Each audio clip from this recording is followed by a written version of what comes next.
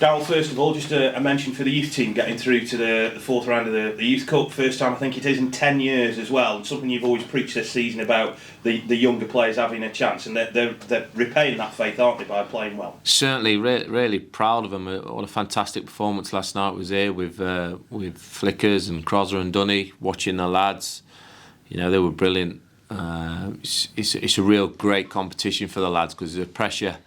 It's what I call their really pressure tournament, and they've stood up and been counted, and it just goes to show how far since the owners have come in of how the academy's improved, with Will Ryder leading that, with excellent coaches in doing a fantastic job. So I was very proud last night, and I said that to the players and to the staff.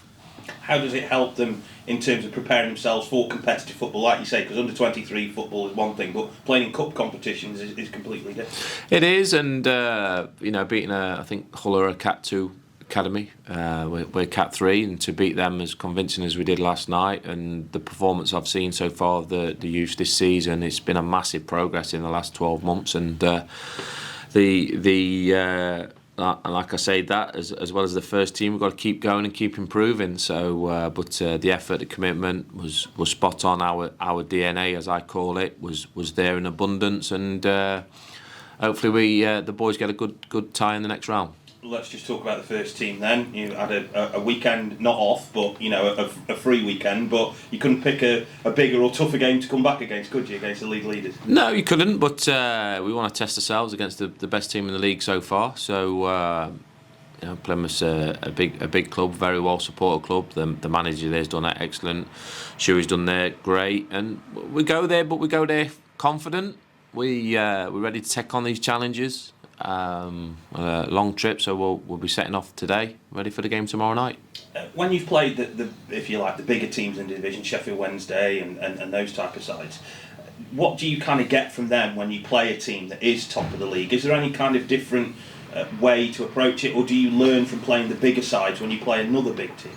No, like I say, every week we have consistencies of how we work as a staff. And nothing changes. Whoever the team, the strengths, the weaknesses are assessed, and we try and combat both of them. And we work away. The next game's Plymouth away, the team that's flying. But we go there knowing that if we're at our best, we can give them more than just a game. We can get after them. We want to get after them. We try to be attacking in majority of our games this season to try and beat the teams that are at the top end of the division as well as the ones at the bottom. Not many teams you'll come across have won every single home game so far in the league this season. So does that make it a little bit kind of like you want to bloody their nose a little bit?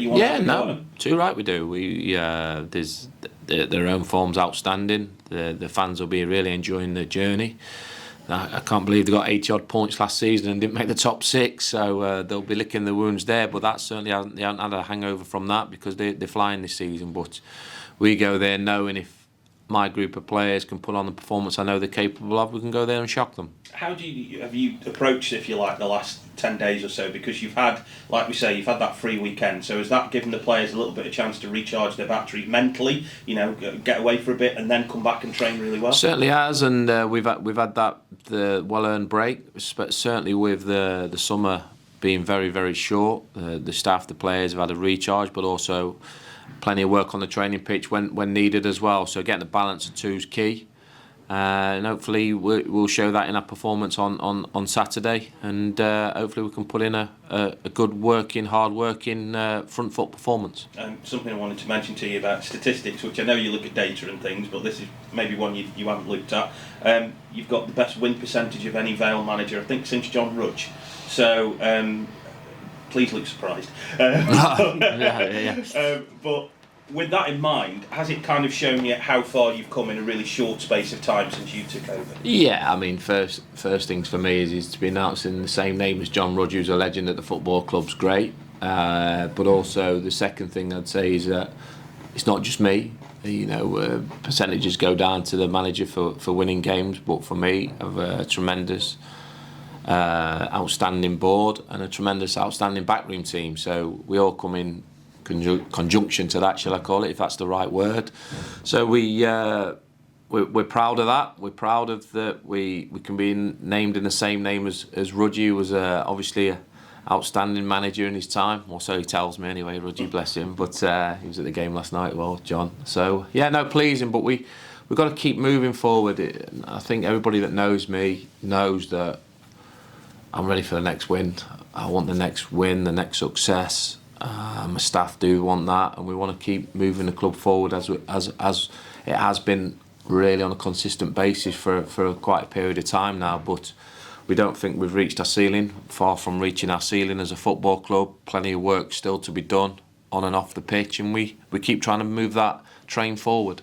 How tough does it become the further up the league you go and the further you progress? Because from a standing start, I imagine you can only go up, can't you? But how difficult does it become to maintain that standard and continually improve? Well, you've only got to see the sides that are in the division, the big teams in the division. But like I say, with consistency of the next game, the consistency of us as a football club is to keep trying to, punch above our weight, keep trying to finish as high up in the league as we possibly can, keep trying to improve individual players, and then collectively as a group try and improve, and just keep trying to work.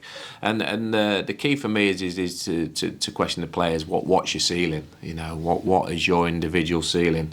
Where can you get yourself as a player? How can you be performing in the top 6 of this league? Can you get into the Championship as a player in the Premier League? They're the things that you want to build on, because the more individual players you get reaching the ceiling and getting higher up in the pyramid, the more chance you have of being a successful team.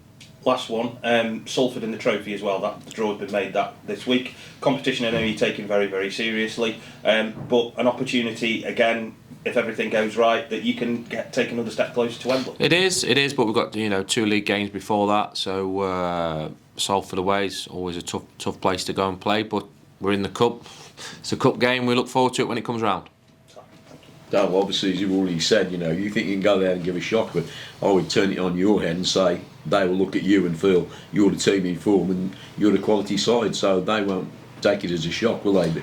The way you've been playing. I think when you're top of the table and they've had the consistency levels that Plymouth have obviously had, they'll always be respectful of every team. Any successful team or team that's up in the top reaches of the division will appreciate the opposition. They'll have an understanding that there's no easy games in professional football.